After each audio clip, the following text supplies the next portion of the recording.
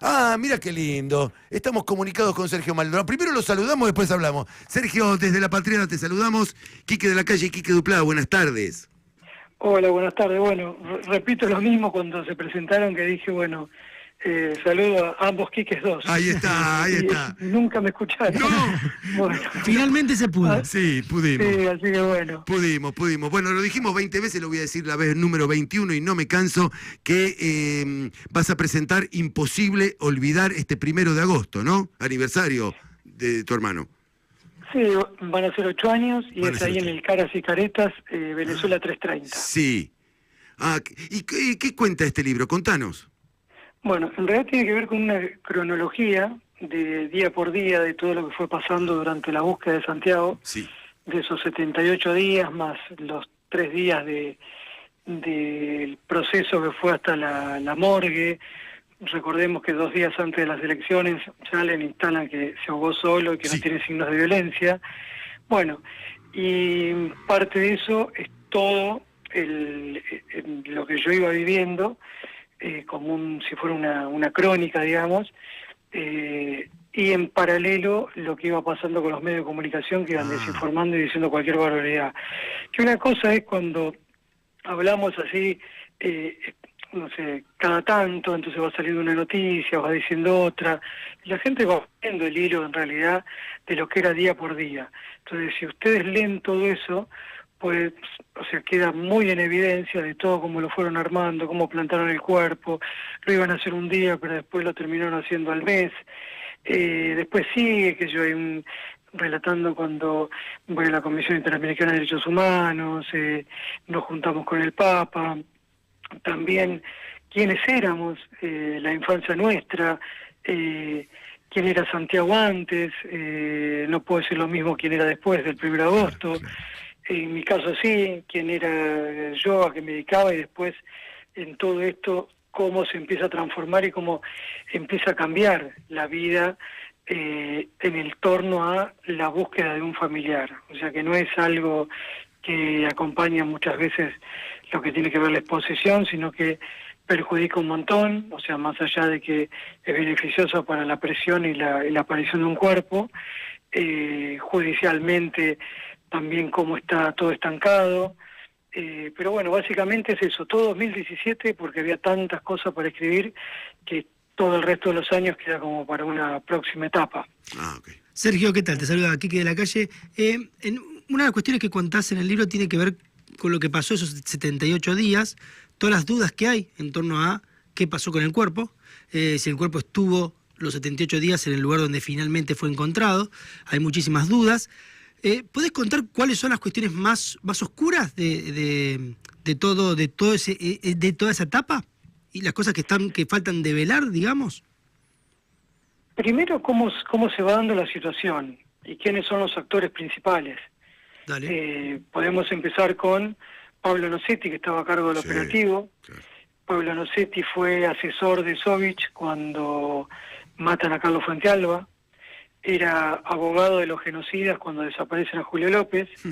Y está al mando del operativo cuando desaparecen a Santiago. Desde un destacamento dentro de la estancia de Benetton.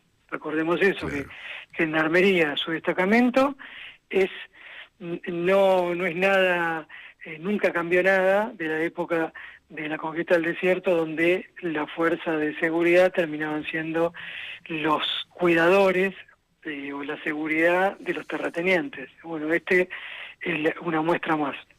Después, todas las mentiras que se empezaron a instalar, primero diciendo que Santiago no estaba en el lugar, que hubo que probarlo, cómo lavaron las camionetas que habían estado en el operativo, kilómetros que no pudieron justificar y adulteraron los libros, también lo mismo con las municiones que utilizaron, las armas,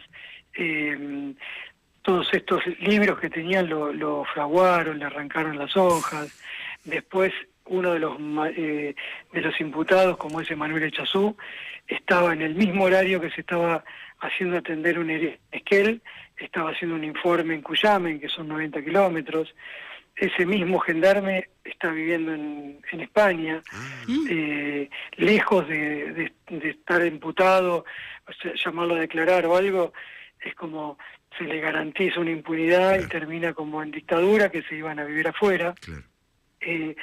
Y otra cosa, si a alguien lo ascienden en su trabajo, como fue el caso de él, es medio raro que te vayas de tu trabajo, sobre todo que no tenés una profesión, ¿no? O sea, no es por desmerecer, pero alguien que está en esa fuerza de seguridad lo que va haciendo es escalando y ganando posiciones y termina jubilándose ahí. O sea, es la lógica que... Es lo mejor pasa, que les puede bueno, pasar, claro. Claro, totalmente. En este caso no. Y después podemos citar que mentían a la hora de agarrar y cuando hubo que recopilar, digamos, información en los gendarmes, que lo que se hace es sacarle los celulares para que no sigan metiendo la pata, Claro. Barbiris diciéndole que están todos en el mismo barco. Bueno, toda esa cofradía que se arma ahí en torno a la fuerza de seguridad y el pacto de impunidad que se sella cuando se va Patricia Bullrich de gobierno, Claro. que la gendarmería le entrega un sable diciendo debe ser la injusticia de tirar un gendarme por la ventana, Exacto. que era la frase que se había dicho en el Congreso cuando los organismos de derechos humanos le preguntaron dónde estaba Santiago. Claro. Y también aparece Milman muy fuertemente operando. Yo muestro capturas de pantalla. Otro periodista conocido que era Claudio Andrade, que ganó el premio de Fopea, empleado de Clarín. Bueno, todo eso es como cuando lo mirás, parece que la realidad supera la ficción. Totalmente. Aparte te escucho y voy recordando cosas mientras hablas, y como el pueblo donde todos eran iguales a Santiago. Entre Ríos. En Entre Ríos. Sí. Una barbaridad es tremenda. Yo me acuerdo que a muy poco de haber sucedido el hecho, había sonado el teléfono de Santiago, no me acuerdo bien, pero ¿había habido una situación con el teléfono de Santiago o estoy confundido? No, Sergio. estás en lo cierto. O sea, y lo llama una persona que en ese momento no había develado su nombre, Sí. estaba como... no quería exponerse, y sale Patricia Bullrich y lo nombra, lo hace público, Claro. y él dice y muestra su teléfono, en el cual le hace un llamado, suena el teléfono y escucha, y ese fue un impacto que hizo en la antena. Bueno, esa respuesta de dónde impacta el teléfono para ubicarlo en la zona, nunca se dio respuesta por parte de las compañías de teléfono, Claro. porque era una compañía de Chile, y la antena estaba ahí cerca, que es un par de kilómetros. Bueno, el juez con todo eso nunca esperó una respuesta de la compañía telefónica, y a su vez todos los rastrillajes que se hicieron en el lugar, por lo menos 3 en el mismo lugar donde aparece el 17 de octubre, ninguno arrojó nada, o sea, no había absolutamente nada en el lugar. Y todo esto viene cuando ahora, con los informes de la ampliación de la pericia de una palinóloga, da cuenta de que el cuerpo no pudo haber estado en el lugar. Claro. Y otro peritaje de un médico veterinario sale que el cuerpo no tampoco, ni en el agua ni en la tierra. Y de hecho, un dato más curioso es que no tiene polen de pino, cuando en el lugar está Claro. lleno de polen, Claro. lleno de pinos, digamos. Bueno, son todas las cosas que, para tapar esa mentira, porque era muy muy burdo, empiezan y se instala con se ahogó solo, 55 peritos dijeron, bueno, todas esas cosas que siempre empezaron con un tema económico, entonces es porque buscan plata. Ahora, Sergio. justo hoy, Justo. sí. No, todas esas pericias que describías recién son parte de la justicia. Están en la causa. ¿Están todas en la Sí, causa? están en la causa, y en realidad esto no es algo que es un capricho, sino que todo lo que yo fui enumerando anteriormente, de esto de se ahogó solo, ya está, no tiene más peso, no es más válido, porque justamente al anterior juez, el que dijo todo eso y lo sostuvo 2 veces, ya fue recusado, y el nuevo juez está en Ushuaia. Que otro dato curioso es que van desde mayo del año pasado y el juez todavía no tiene la causa física y no está toda escaneada. La causa pesa 350 kilos. Está en el juzgado de Esquel en el mismo juzgado del primer juez que fue recusado. Hay como una cosa de connivencia Sí, generalizada claramente, de impunidad también, ¿no? Totalmente, que eso es lo que hace también de que hoy esté Patricia Bullrich Claro. al mando de la Fuerza de Seguridad, con todo lo que en ese momento se miraba y uno lo mira ahora con el diario del lunes, es decir, todo esto era ilegal, ahora está legalizado, porque si antes que entraras en un lugar, que desaparecieras a alguien o que le dispararas, como en el caso de Rafael Nahuel, era como que era una violación de derechos humanos. Ahora lo hacen en el medio del obelisco, como hace 2 años lo mataron a Facundo Molares, Claro. y dijeron que Se murió solo. se murió solo porque se infartó solo, fueron Sí, las palabras de sí, Bullrich, mientras estaba había, gordo. mientras La había culpa era- una rodilla de policía en el cogote del pibe. Claro, y eso está filmado, Sí. ves la foto, lo están viendo en directo y lo niegan, le gatillan a una persona que fue 2 veces presidenta, una vez vice, y te dicen que fue un autoatentado. Sí. Después le tiran a Pablo Grillo, que está vivo de casualidad, Ujú. o gasean una nena de 10 años, y todo eso está armado. Ahora, cuando Marijuana andaba en el medio de la Patagonia diciendo que tenían 2 PBI escondidos en Sí. containers, Sí. que no sabemos el volumen que tienen los PBI, con excavadoras que los enterraban, eso sí se creía. O Sí, los bolsos de López que decían que los había revoleado en un convento. Vos mirás una filmación y no hay nadie revoleando un bolso. No, lo apoya Hay en el piso. bolsos. Sí. Claro, Sí. pero ¿cómo se construye la mentira? De repetirla. Entonces, Claro. decís, se repite y se repite, pero si lo estás mirando y es otra cosa lo que está pasando. Sergio, Increíble. el hecho ocurrió durante el gobierno de Mauricio Macri, pero en el medio, ahora de nuevo está Patricia Bullrich como ministra, pero en el medio estuvo el gobierno del Frente de Todos. Hubo otras autoridades al frente de Gendarmería, de las Fuerzas de Seguridad. ¿Ahí se avanzó en algo? ¿Hubo algún espacio para que poder avanzar en saltear todos estos obstáculos que vos describís? No, para nada. Era justamente algo. Yo el 1 de agosto del 2019, en Plaza de Mayo, dije, seguramente en el próximo gobierno me va a tocar cuestionar a muchos de los que hoy están acompañando acá. Así fue la frase. De hecho, pasó. Un amigo como Horacio Pietragala terminó en Secretaría de Derechos Humanos. Obviamente mucho cuestionamiento de mi parte en ese momento. Ahí empiezo a entender que era muy difícil ir más allá de la buena voluntad y un montón de cosas por parte de ese sector. Yo no pedía que se interviniera en la justicia, porque no es lo que corresponde. Sí lo hacen en este gobierno y en el de Macri, pero no en ese momento. Ahí te das cuenta cuándo se gobierna y cuándo no, y cuándo es el poder. En esta misma línea, así como digo, bueno, esto hubo un acompañamiento, igual no hubo, más allá de tener rispideces y tener otros tiempos, que eran los familiares, siempre son tiempos mucho más rápidos, y el resto no. Sabina Frederick hizo un informe en el cual ella como ministra de Seguridad diciendo que la Gendarmería había hecho todo mal.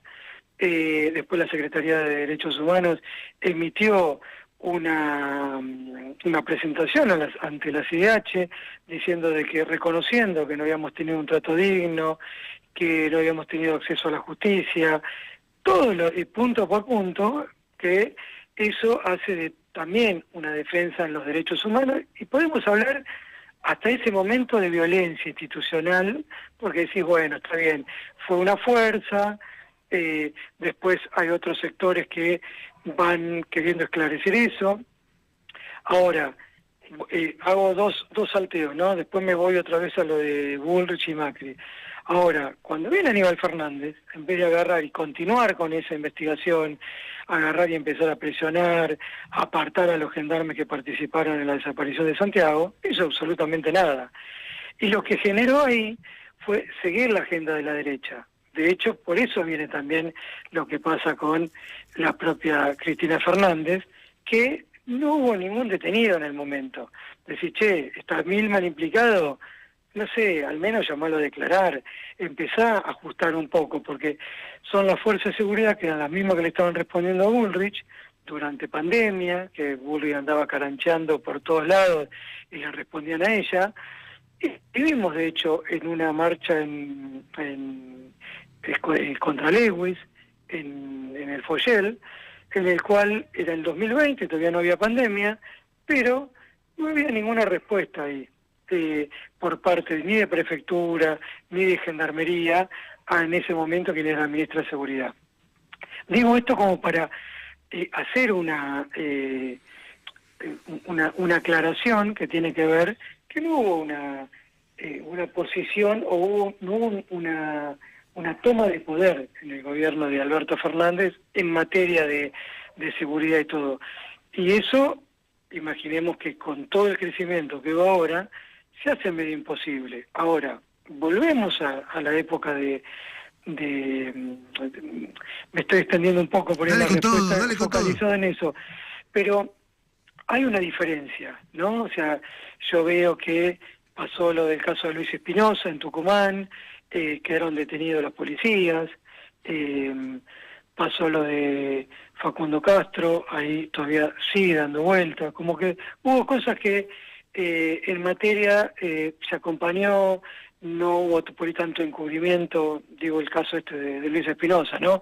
Otros sigue habiendo impunidad en el gobierno de Alberto, y fue diferente también lo del gobierno de Macri, que fue la primera vez que intervino una fuerza federal, que fue Gendarmería, y fue avalada por el propio Estado, de hecho por Patricia Burri, los medios de comunicación, el Poder Judicial.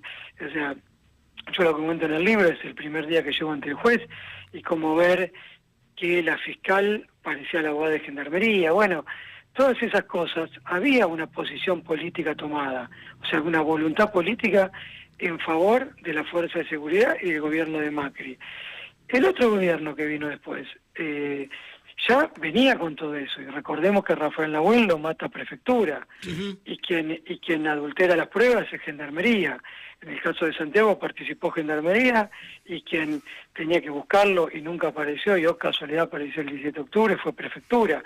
Entonces, eran fuerzas de seguridad que todas respondían y todas eran amigas.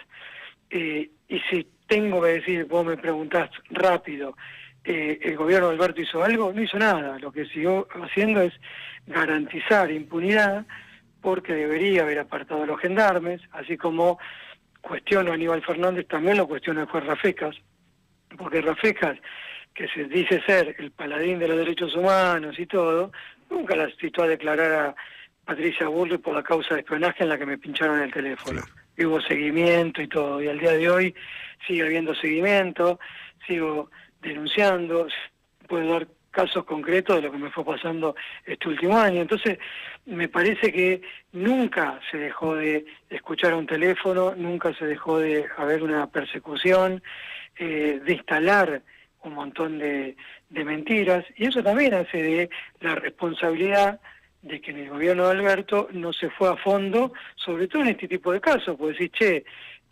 no haber seguido con la investigación de Sabina Frederick, y que justamente vos podés hacer algo interno y decir, aparto a los gendarmes que están involucrados, porque eso pasa también en la policía, los apartan, o los dejan, ahora bueno, no tanto, pero siempre era algo medio común. Después podemos debatir si siempre son los responsables o siempre mandan a alguno al frente para que se inmole por la fuerza de seguridad, y siempre es el más joven, el más nuevo.